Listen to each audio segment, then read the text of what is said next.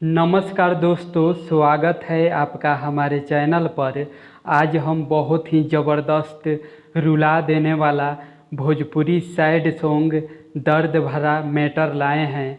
आप सबको ज़रूर पसंद आएगा दोस्तों। अगर पसंद आता है तो वीडियो को लाइक करके जाइएगा और चैनल पर नए हैं तो चैनल को भी सब्सक्राइब ज़रूर कर लीजिएगा हमारा वीडियो सबसे पहले देखने के लिए। ट्रैक का नाम है दोस्तों प्यार परसों के भइल ना रहे। खेसारी लाल यादव का ट्रैक है। तो चलिए दोस्तों सुना जाए आज का मैटर कैसा है। काहे हमारा के दिहलु बिसार,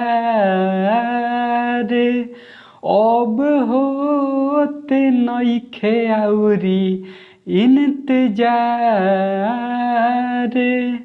काहे हमारा के दिहलु बिसार, अब होते नइखे आउरी इंतजार।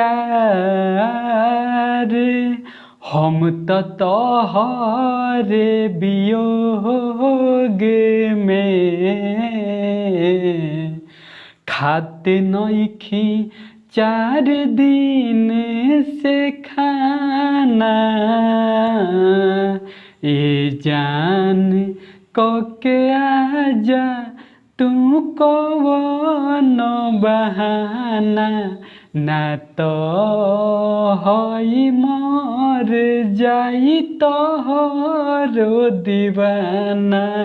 ए जान के आजा तू कवनो बहाना, ना तो हई मर जाई तोहरो दीवाना।